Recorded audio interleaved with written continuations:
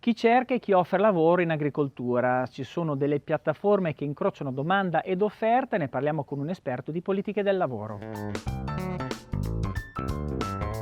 Sono in collegamento con Stefania Flammia, esperta delle politiche del lavoro, con la quale parliamo un po' della situazione della manodopera in Emilia-Romagna, che insomma sta creando preoccupazione tra i produttori. La raccolta della frutta è imminente, è già iniziata specialmente in Romagna anche per quel che riguarda gli ortaggi. Allora, dottoressa Flammia, cosa sta avvenendo? C'è un po' di preoccupazione perché si pensa che non ci sia offerta di manodopera dovuto al fatto che questa emergenza sanitaria sta anche bloccando l'ingresso di lavoratori diciamo comunitari però provenienti da altre nazioni. L'emergenza è così stringente? Ma in particolari territori di sicuro già si sente moltissimo questa necessità. In altre parti della regione probabilmente si sentirà a brevissimo, nel senso che magari abbiamo una raccolta un pochino più avanti nella stagione, magari luglio-agosto, e quindi adesso magari un pochino meno. In realtà però è una preoccupazione più che legittima. Questa situazione di emergenza di fatto impedirà l'uscita del solito decreto flussi stagionale, che in genere era insomma il modo per le imprese agricole di chiamare, diciamo così, manodopera dall'estero per diciamo così affrontare le consuete campagne di raccolta. Ovviamente questa cosa risulterà bloccata e quindi ci stiamo attivando su diversi fronti per trovare e reperire la manodopera in alternativa chiaramente a questo decreto. Ecco, da questo punto di vista, ci sono diverse piattaforme, in primis quella attivata dalla Regione Emilia-Romagna, che è strettamente legata ai centri per l'impiego, ma ce ne sono altre. Sono piattaforme che stanno già funzionando, insomma stanno dando i risultati, quindi l'incrocio tra la domanda di lavoro e l'offerta sta funzionando in sostanza, oppure insomma c'è qualche rallentamento? Assolutamente no, sono operative queste piattaforme, una delle quali è quella messa a disposizione da C Agricoltori Italiani, attraverso il sito internet. Quindi nel sito internet c'è una sezione dedicata all'interno della quale aziende o aspiranti lavoratori possono inserire pochi dati e proprio la finalità è questa dell'incrocio domanda-offerta. Quindi questi lavoratori poi verranno messi in contatto direttamente con le aziende che ne hanno la necessità. Ovviamente è una cosa a livello nazionale, i dati ci dicono che sta funzionando perché in pochissimo tempo più di 1000 adesioni, ripeto, in 2 giorni 1000 adesioni, oltre 1000 adesioni dal punto di vista dei lavoratori, una cinquantina di aziende che già hanno inserito i loro fabbisogni, quindi diciamo che la cosa sta funzionando, in effetti c'è interesse, probabilmente sono lavoratori che provengono da altri settori che stanno provando a riconvertirsi nel settore agricolo, che di fatto è quello che sostanzialmente sta proseguendo nella sua attività. Ecco, a proposito di riconversione, c'è tutta una platea di lavoratori che erano impegnati nel turismo e fino adesso sono rimasti, diciamo, esclusi perché questo blocco di fatto ha impedito al settore del turismo di lavorare e quindi se non si sbloccherà probabilmente questo Certo. libererà risorse per l'agricoltura. Questo sarà una, diciamo, compenserà in parte alla mancanza eventuale di manodopera? Potrebbe, sicuramente potrebbe, infatti nella Romagna è una delle cose delle quali, diciamo così, si parla maggiormente, quindi ovviamente le date ancora di riapertura sono incerte per quanto riguarda gli stabilimenti e le attività comunque del turismo, e quindi probabilmente l'agricoltura potrebbe essere un settore che accoglie questi lavoratori di altro settore. Ripeto, però Ecco, non solo del turismo, a livello generale ci sono aziende chiuse, quindi lavoratori disponibili probabilmente a riconvertirsi senza problemi.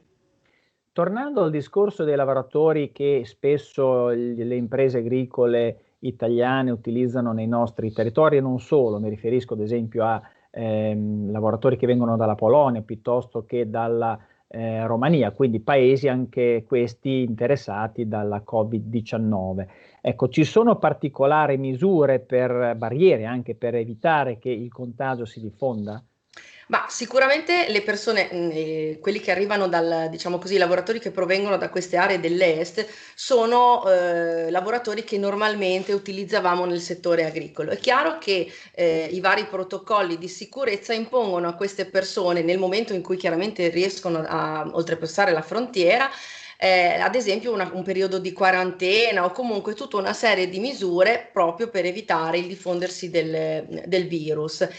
E diciamo così, stiamo cercando di lavorare insieme al Ministero dell'Agricoltura per attivare una sorta di corridoi verdi, cioè stiamo raccogliendo anche le eventuali disponibilità da parte delle aziende ad accogliere un certo numero di questi dipendenti e in virtù di questi accordi, diciamo così, eventualmente semplificare anche tutto l'iter burocratico e anche tutte le procedure. È chiaro che raccogliere i fabbisogni intendo che l'azienda poi si deve rendere disponibile e attivarsi per, diciamo così, accogliere questi lavoratori, ma magari metterli, adibirli al lavoro praticamente da subito, ma con tutta una serie di accorgimenti. Ovviamente dovrà dotarli di un alloggio nel quale alloggeranno ovviamente da soli, senza contatti con altri lavoratori.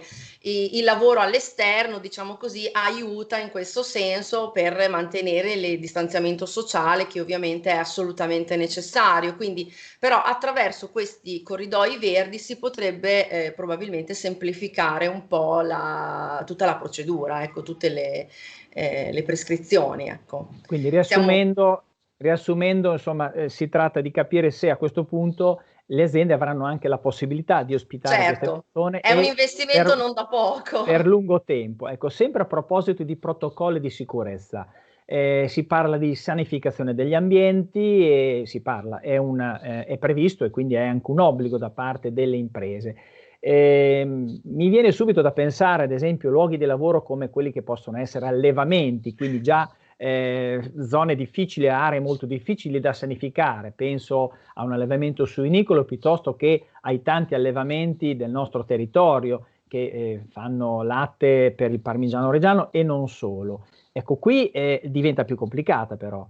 Sicuramente sì, il protocollo del marzo e che è stato poi aggiornato il 24 di aprile, diciamo così, è stato pensato per un luogo di lavoro tradizionale, che potrebbe essere un ufficio piuttosto che una fabbrica, e per questo che a livello nazionale stiamo cercando di o siglarne uno parallelo, quantomeno pensato principalmente per le realtà agricole dove abbiamo degli animali e quindi bisogna assolutamente preservare la salute di questi animali, oppure delle serre, ad esempio, che contengono prodotti agricoli e quindi una sanificazione poi potrebbe provocare danni e quindi rendere poi immangiabili, diciamo così, banalmente tutti i prodotti coltivati.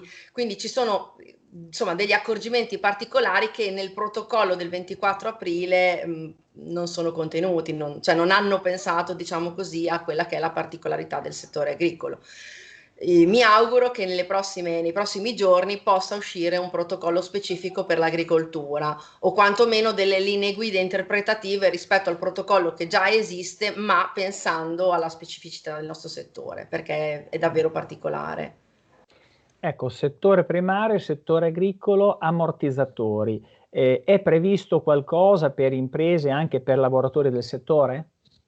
Allora, il Cura Italia, per quanto riguarda tutti gli stagionali dell'agricoltura, ha previsto l'erogazione del bonus da 600 euro.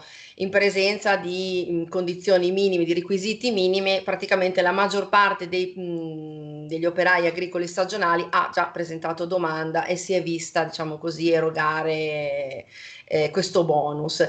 Abbiamo però all'interno del comparto agricolo proprio delle aziende che a seguito dell'emergenza sono state sospese.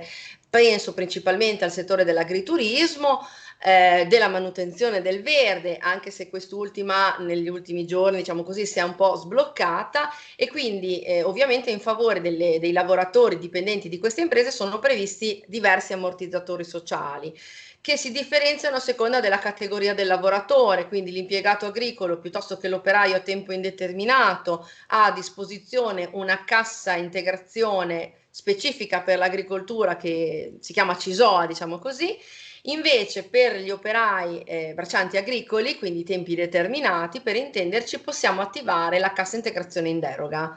Quindi c'è tutta la piattaforma chiaramente regionale cui aderire e ci sono 13 settimane di cassa integrazione in favore di questi lavoratori, ovviamente dipendenti dalle attività sospese. Stiamo facendo numerose domande, sia per quanto riguarda la CISOA, quindi operai impiegati a tempo indeterminato, sia per quanto riguarda la deroga. C'è abbastanza interesse perché le aziende sono di fatto ferme.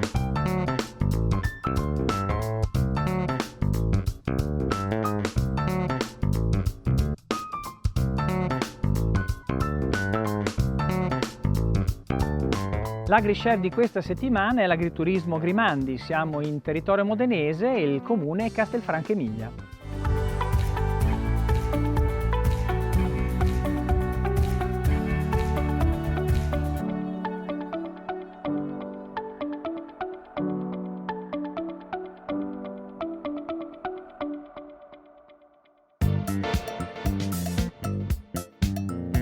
Abbiamo i cipollotti per fare le fritelline di sgarbassa, cipollotti che sono stati piantati in autunno dell'anno scorso e che ora sono pronti e perfetti con un bel verde da poter fare le fritelline. Raccogliamo i più grossi, dopo poi li monderemo ovviamente.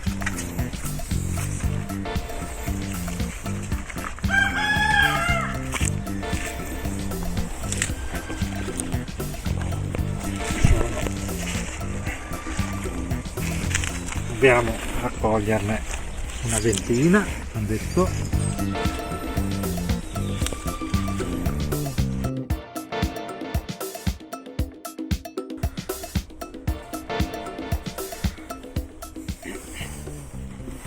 Perfetto, adesso abbiamo raccolto i cipollotti, li andiamo a mondare per pulirli dalla terra.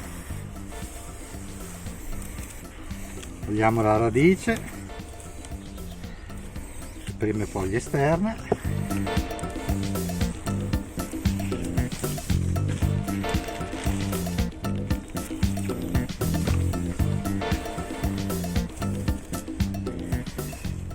dopo li laviamo.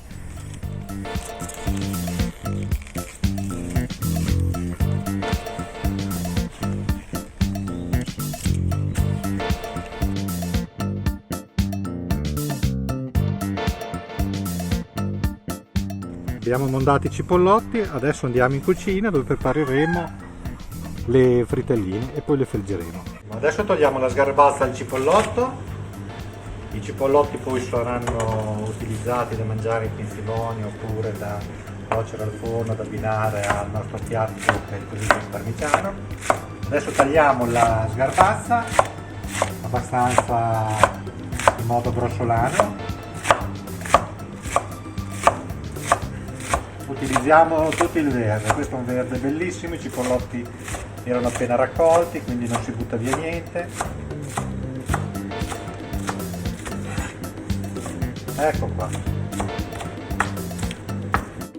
fuoco abbiamo due padelle, uno per saltare la sgarbazza abbastanza velocemente e l'altra è la padella dell'olio dove verranno poi successivamente fritte le fritelline. Ecco la sgarbazza, la mettiamo nella padella.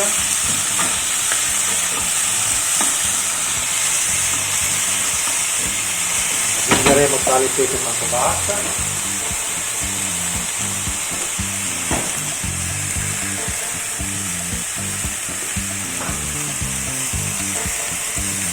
Ecco, una cottura che durerà qualche minuto, 5-6 minuti, si deve appassire. Ora questo è un cibo povero, abbiamo saltato la sgarbazza, nel frattempo abbiamo preparato una colla con solamente acqua e farina, aggiungiamo anche qui sale e pepe quanto basta. La colla deve avere una consistenza abbastanza solida, Adesso lo vedrete quando mescoleremo la sgarbazza alla colla, vedete è una colla di una consistenza abbastanza sostenuta. Mescoliamo bene.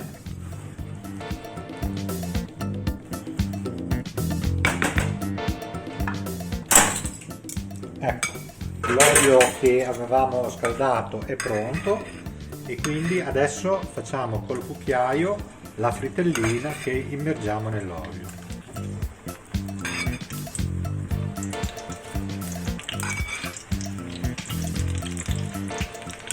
Ecco, abbiamo messo 4 fritelline, questa è la nostra porzione di sgarbazza che verrà poi successivamente messa nel piatto dove abbiamo fatto una crema di stracchino, quindi le fritelline verranno messe sulla crema di stracchino e condite con il nostro aceto balsamico. Cuocendo hanno già assunto un aspetto dorato e sono pronte. Bellissime. Ecco, adesso le mettiamo sul piatto, adagiate sulla crema di stracchino.